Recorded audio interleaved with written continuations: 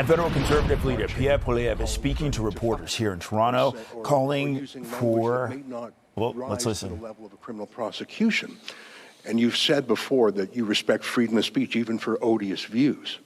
But what about people who are not Canadian citizens, who are foreign nationals, perhaps here on a student visa to go to our schools, and instead of studying at university, they're participating in these hate marches, intimidating people, Jewish restaurants, calling for the death of Jews.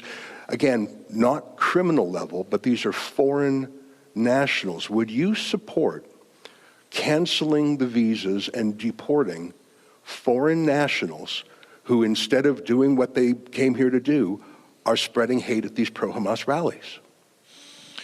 Thank you for your question. You raise a number of different issues. One, if someone comes here on a student visa and they're not actually a student, then on that basis alone, they should go home. We don't want to have, one of the problems we have with the student visa program is that it has been used as a fraudulent point of entry, particularly for corrupt employers trying to get labor from abroad. So in general, we believe that we should shut down all the fraud in the student visa program, and anyone who claims to come here to study that is not actually studying should not be here. With regards to protests, I do believe in freedom of speech. I believe people should be allowed to say things I disagree with, even things that I find appalling. That is the price of living in a free country. The alternative is to have state censors who then decide what kind of speech is acceptable and what is not, and then who chooses those state censors. And then those censors will pick and choose based on their own political views which speech is allowed and which speech is not. That's why I believe in freedom of expression.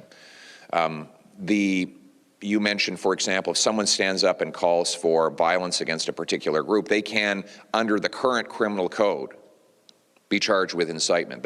Those provisions already exist. And I would encourage law enforcement to make sure those provisions are upheld for any and all people who deliberately incite violence against an identifiable group, because that has been criminalized for many years. And anyone who is convicted of that, who is not a citizen, should obviously not be in Canada. Thank you. Sorry, we're just going to jump to the next question. Hi there, Rob Ford from Global News. Can you explain why the Conservative Party voted against the new Ukraine-Canada free trade agreement? We didn't vote against a free trade agreement. We brought in the free trade agreement. We voted against Justin Trudeau forcing a carbon tax into that pre-existing agreement. Conservatives understand how devastating the carbon tax has been for Canadians. It's caused 2 million people to go to a food bank every single month, 7 million Canadians not eating enough to stay healthy. We never had these problems before Justin Trudeau and his costly carbon tax. Now he wants to quadruple the tax. And just to show you how pathologically obsessed Trudeau is with his tax, he did something that has never been done in the history of trade agreements, which is to put a carbon tax in one. The people of Ukraine are now he expects them to rebuild from a war with a devastating and crippling tax on their energy. The Ukrainian farmers, he expects them to pay a carbon tax while they're trying to feed their hungry people. This is cruel, and frankly, it is disgusting that Trudeau's ideological obsession with taxing working class people, seniors, and suffering families has come ahead of what should have been a free trade agreement. Thank you. Okay, next question. Hi, Paula Loregio with the Canadian Press. Et si vous pouviez répondre dans les deux langues officielles, je l'apprécie. If you could answer in both languages, I'd appreciate. Do you think it was responsible for you to call yesterday's explosion by the checkpoint at the Rainbow Bridge terrorism when no U.S. or Canadian officials said that was or authorities said that was the case, and when the New York governor also said there was no evidence to suggest terrorism activity? Actually, you're wrong. You're a CP? Okay, so CP, by the way, CP, just for everyone's knowledge, did have to make 3 corrections for falsehoods that they put into a single article. I think that might be unprecedented. I'm actually thinking about checking with the Guinness Book of World Records to see if there's ever been a news agency that has had to issue 3 corrections for patent falsehoods that they admit they had been made in one single article, and now you've made yet another falsehood in your question. Where you are wrong is that CTV reported that the government of Canada was presuming that the incident was terrorist. So, yeah, that's what I said in my remarks. You're right. It was a media report. But it's citing media reports and not.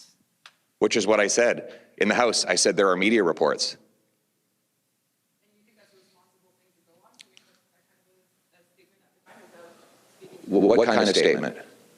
Calling something terrorist. I didn't. I said there were media reports.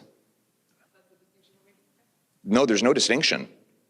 What I said, and I was right, was that there were media reports of a terror-related event. By your admission, there were media reports of a terror-related event. And that media report, according to CTV, unless you're questioning their integrity now, came from security officials in the Trudeau government. So do you think the CTV was irresponsible in putting out that tweet? Do you think it was responsible? Sorry, I'm asking, and I have already answered that. Do you think CTV was irresponsible to put that tweet out?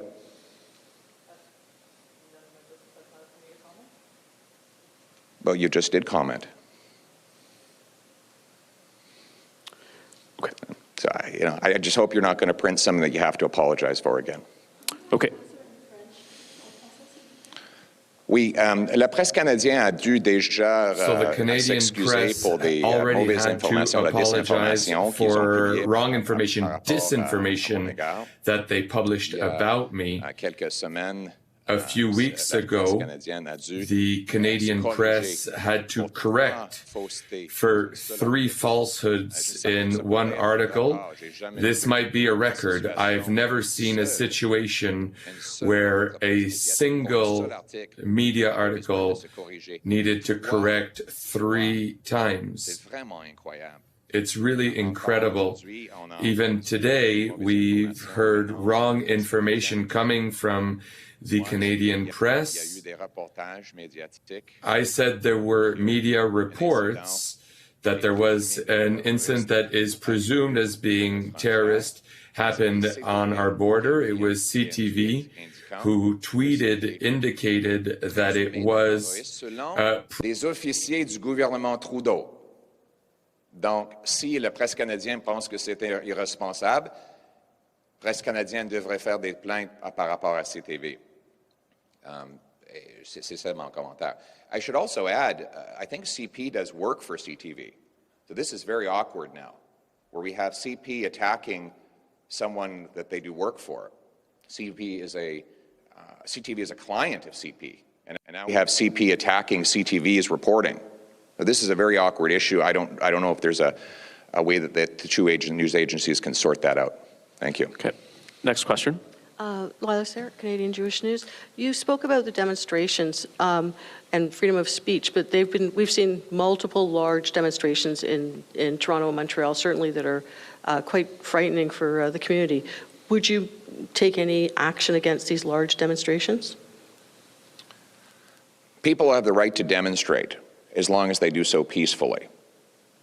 The line is drawn when someone is violent towards someone else, when they inhibit a business from legitimately operating. At the same time, I think we need to be, when we see things that we disagree with, I have the freedom of expression to condemn those things, and that's what I have done. When I have seen chants that I disagree with, I condemn those chants. When I see political messages that I disagree, I condemn them with my words. We live in a free country, and that means people are free to say things that I don't like, and I am free to condemn them for doing so. Yes. Next question. CBC, if you could in English and French. Just going back to the carbon question. Yes. The deal refers to promoting carbon pricing, and it's something that Ukraine has already, or something Ukraine's already offered to do in their talks with the EU. So is that a fair thing for the government to ask of Ukraine? No. No, it's not. There's no reason to promote a carbon tax for Ukrainians or for Canadians.